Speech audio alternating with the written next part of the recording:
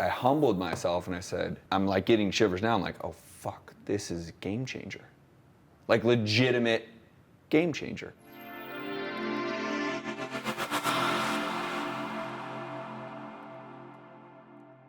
Last night we did a little meetup here in Dallas. Me and your partner Will and you were talking about a specific game of getting deeds in your hand, and then even if the house goes to foreclosure, going and getting the overages from the auction. Another game that most people have no clue exists. And I knew it existed. I don't play the game. Other games, but the minute he said an assignment of overages, the entire business model made perfect sense. It's incredible. But you've been doing this for a while. You never really started doing that. You heard about it. You pivoted, went all in on it. There you go. Maybe talk a little bit about the mentality that allows you to kind of, I hate to say, it's humility, right? Like, I don't know everything. For sure. If I learn something, it's awesome, I'll do it.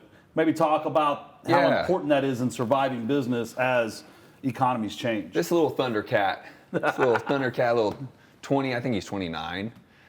So he's a great dude. You and I both know him. He's very quickly become one of my closest friends. And we're in boardroom together, and he's like, Colby, I need you to see what I'm doing because I think it's the game changer everyone needs in our space. And he knows I have a platform, and he knows I have an education.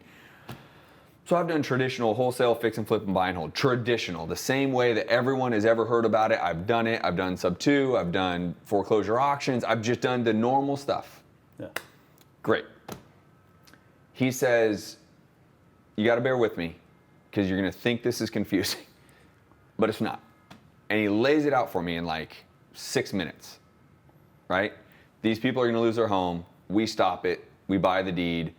In the worst case scenario, if we can't stop and actually negotiate the short sale, it'll go to auction. Then we can assume the overages. The old man doing this 17 years. I've done this 17 years. I've done 3,000 deals.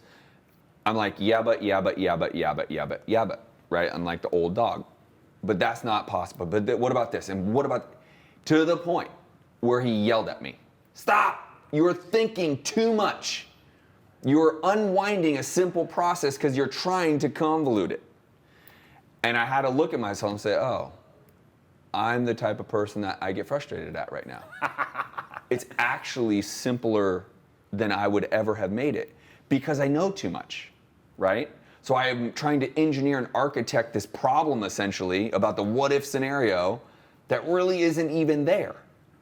And so when I kind of recognized that, I humbled myself and I said, I'm like getting shivers now. I'm like, oh fuck, this is a game changer. Like legitimate game changer. And essentially I've even internally in my own business after 17 years, I'm in the middle of making a pretty hard, significant pivot. And it's been awesome. I just got a text today.